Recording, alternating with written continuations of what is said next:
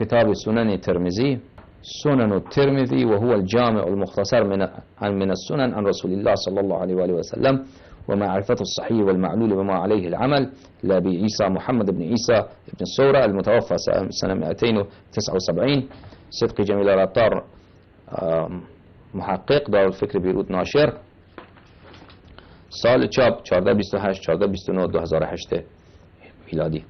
صفحه 645 باب ما جاء في حلول المسخ والخسف، حديث 2217. حدثنا صالح بن عبد الله الترمذي حدثنا الفرج أبو فضال الشامي عن يحيى بن سعيد عن محمد ابن عامر ببن عامر واو داره عمر نیست، عن محمد بن عامر بن علي بن أبي طالب عليه الصلاة والسلام. این محمد بن عامر بن علي عن علي بن أبي طالب عليه السلام که اسم فرزند امیرالمومنین علیه السلام عمرو نه عمر. فرق عمرو و عمر اینه دوستان عزیز که عمرو با واو نوشته میشه، عمر بدون واو. اونجا که واو داره باید عمرو خواند، اسم عمر نبوده عمرو بوده.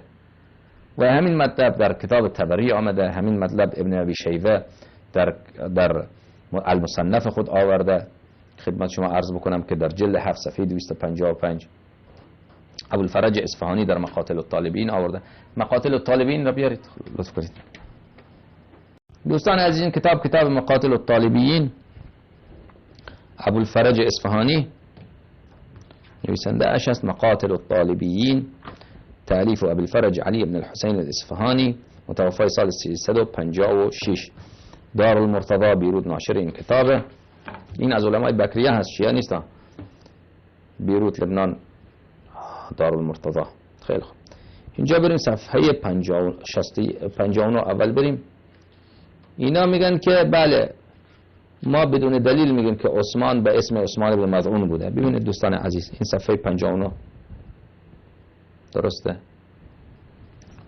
عثمان ابن علی ابن ابی طالب علیه السلام، زندگی نامه جناب عثمان ابن علی ابن ابی طالب فرزند امیرالمومنین علیه السلام که اسمش عثمان بوده.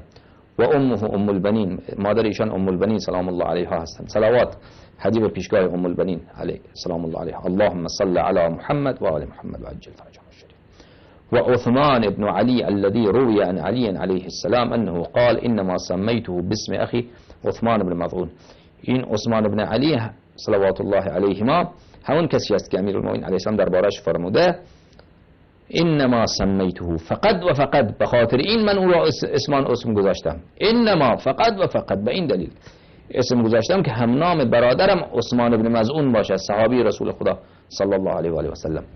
پس ثابت شد که این به نام عثمان بن عفان نبوده، به نام عثمان بن مظعون بوده.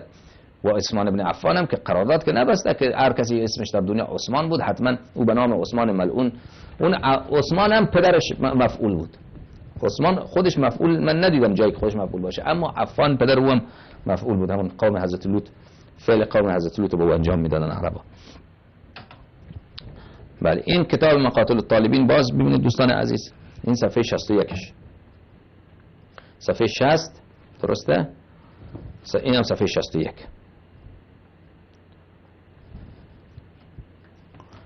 ابو بکر ابن علی ابن ابی طالب علیه السلام لم یعرف اسمه. خب ابو بکر میدونید اسم نیست، ابو بکر چیه؟ کنیه هست. کنیه را هم مردم میدن. لم یعرف اسمه، اسمش در تاریخ نیامده که اسمش چی بوده. اسمش ابو بکر نبوده، خلاص اسمش حالا عبدالله بوده، بعضی گفتن عبدالله اصغر اسمش، یا اسمش چیز دیگر بوده. ابو بکر اسمش نبوده، ابو بکر کنیه بوده. کنیه غیر از اسمه.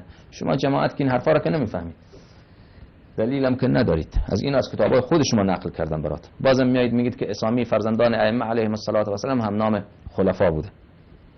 اون که عمر نیست. عثمان هم که به نام عثمان بن مظعونه. ابوبکر هم که اسم نیست و کنیه هست. دیگه شما جماعت شما بیچاره تر یا در عالم من ندیدم و نشنیدم. خط جماعت عمریه بفرمایید.